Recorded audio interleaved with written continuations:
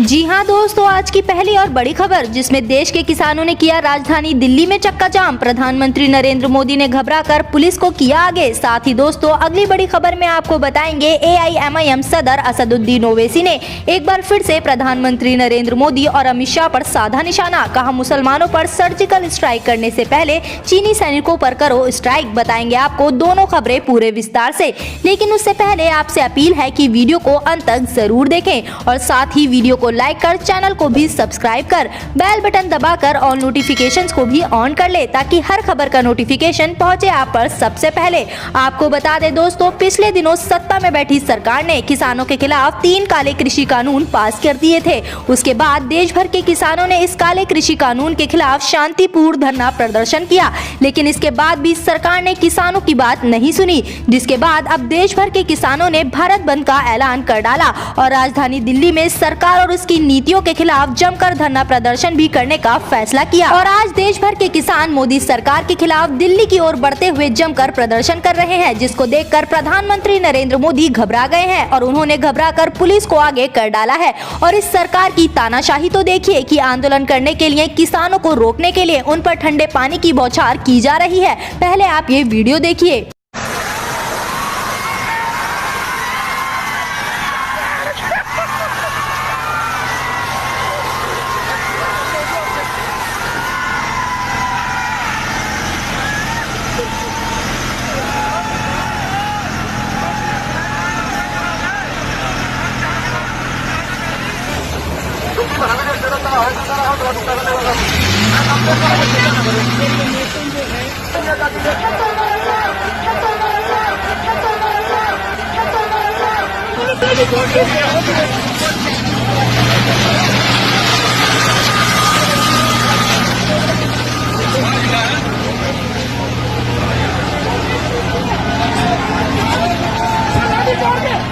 तो देखा आपने कि किस तरह से सत्ता में बैठी सरकार ने देश भर के किसानों को रोकने के लिए पुलिस को आगे कर डाला है, लेकिन इसके बावजूद भी किसान डटे हुए हैं। तो दोस्तों आपकी इस खबर के बारे में जो भी राय हो आप हमें नीचे कमेंट बॉक्स में कमेंट करके जरूर बताएं। इसी बीच दोस्तों बढ़ते हैं अगली बड़ी खबर की ओर। AIMIM अध्यक्ष असदुद्दीन ओवैसी ने प्रधानमंत्री नरेंद्र मोदी और गृह मंत्री अमित शाह पर बोला जोरदार हमला। असदुद्दीन ओवैसी ने सीधे तौर पर गृह मंत्री अमित शाह और प्रधानमंत्री नरेंद्र मोदी को चेतावनी दे डाली है कि हैदराबाद के मुसलमानों पर सर्जिकल स्ट्राइक करने से पहले चीनी सैनिकों पर स्ट्राइक करो। और क्या कुछ असदुद्दीन ओवैसी ने कहा आप इस वीडियो में देखिए।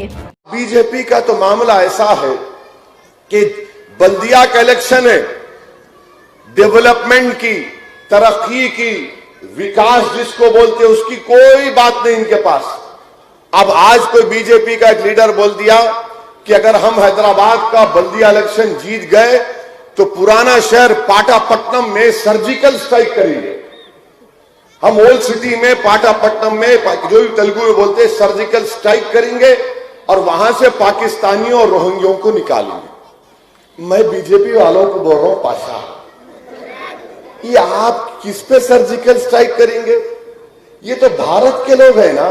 मैं बीजेपी से कह रहा हूं कि जो भी आज स्टेटमेंट दिया, मैं प्राइम मिनिस्टर से बोल रहा हूं, ये बात सच है कि चीन की फौज लद्दाख में डिप्सांग प्लेन एक इलाका है, वहां पर चीन की PLA, वो आर्मी का नाम है, 970 स्क्वायर किलोमीटर पर चीन बैठा हुआ है।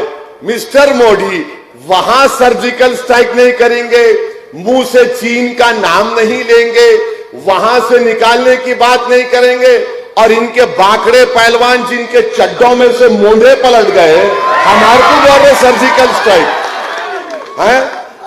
आप बताइए कि क्या बात है? चीन कब्जा करके बैठा डेप्सांग वैली में 970 स्क्वायर किलोमीटर।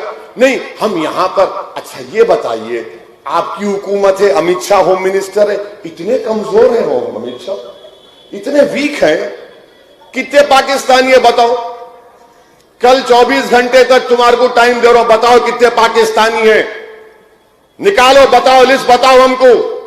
याद रखो, हैदराबाद की सरजमीन पर जो कोई बसता है, चाहे वो मुसलमान हो, हिंदू हो, दलित हो, आदिवासी हो, सिख हो, ईसाई हो, वो भारत का बाइज्जत शहरी है, यहां पर कोई पाकिस्तानी नहीं रह सकता, ना हम रहने देते उनको। मगर बल्दिया का इलेक्शन है, दिखाने को कुछ भी नहीं है, कुछ नहीं दिखा सकते। अब क्या समझ रहे? ओ डरा के करूंगा। पाशा डराएंगे ना तो हम भी डरा सकते हो। गए दुनिया, जमाना चला गया लुंगी उठा के दिखाने का जमाना। हाँ, वो अब बात नहीं करना। हम अकेले पूरे भारत में फिरते, हर जगह जाकर गरीब और मजलूम आवाम जिनको बेआवाज कर दिया गया, उनके दिलों में छुपे हुए गम को, मसाइल को, उनकी तकलीफ को बयान करते। मगर बीजेपी के पास कुछ भी नहीं है। सर्जिकल स्ट्राइक करते कहते है, अरे वहां चीन पे कर बाबा, इसको भी लिख जाओ, इसको भी ले जाके दिखाओ आपको। मन नहीं, क्या करेंगे? अरे इलेक्शन है, ये जमहूरियत में इलेक्शन है, वो निकालेंगे। अच्छा, एक और मौसूफ है, आकर उन्होंने बोल दिए मंजलिस को वोट दिए तो मुल्क के मफाद में नहीं है। क्यों पाशा? मुल्क तुम्हारे बाप का है, हमारा नहीं है। और हमारे बाप का मुल्क है ये, हमारे अब्बा का मुल्क है ये। कैसे है बोलो? कैसे हमारे अब्बा का मुल्क है? नहीं मालूम तो सुनो। अब सुनो, इसके बाद कल से फिर चर्चे होंगे अपनी बात का कि भोलकपुर में बोले बोले बोले बोले बोले बोले क्या करते कर लो, बैगन को बोलो, बोले बोलिए। अब्बा का मुल्क क्यों है? अब्बा का मुल्क इसलिए है कि हमारे अब्बा, आपकी अब्बा, हमारे अब्बा के अब्बा के अब्बा के अब्बा के अब्बा को ऊपर तक हजरत आदम अलैहिस्सलाम को जब अल्लाह दुनिया में भिजाया तो हजरत आदम पहला कदम हमारे मुल्क में रखे। तो अब्बा की जमीन हुई नहीं हुई? अब अब्बा की जमीन में से हमारे का कोई हक छीन सकता? तो सुनो बीजेपी वालों, जब तक दुनिया कायम रहेगी, जब तक सुबह कयामत नहीं होगी, भारत में मुसलमान बाइज्जत शहरी रहेगा। और सुन लो मेरी इस बात को कि इस मुल्क की आजादी में आरएसएस ने कोई रोल अदा नहीं किया था। ये अंग्रेजों से मिले हुए थे, अंग्रेजों की गुलामी कर रहे थे, खत लिख कर भिजा रहे थे। सुबह कयामत तक हम मुजाहिदीन आजादी की कुर्बानियों को रायगा नहीं जाने देंगे। अगर इस मुल्क में हम उन मुजाहिदीन आजादी के जानशीन बनकर भारत के इस संविधान को, आइन को, तिरंगे को ऊंचा करके अपने हुकूक की लड़ाई हम लड़ रहे हैं। आज मंजलिस जो लड़ाई लड़ रही है वो हिस्सेदारी की लड़ाई है। वो हम चाहते हैं कि इख्तियार में हमको हिस्सा मिले। हम ये नहीं चाहते कि कुर्सी पे जाकर बैठ जाएं। हम ये चाहते हैं कि कुर्सी होगी, एक नहीं होगी, 2 कुर्सी होगी। अगर केसीआर एक कुर्सी पर बैठेगा तो दूसरी कुर्सी पर आपकी तरफ से असदुद्दीन ओवैसी बैठेगा और आंख में आंख डालकर मजलूम आवाम के मसाइल की बात करेगा। मगर बीजेपी को समझ में नहीं आ रहा। अच्छा, तीसरा कोई आके बोल दिया कि यहां पर रोहिंग्या है।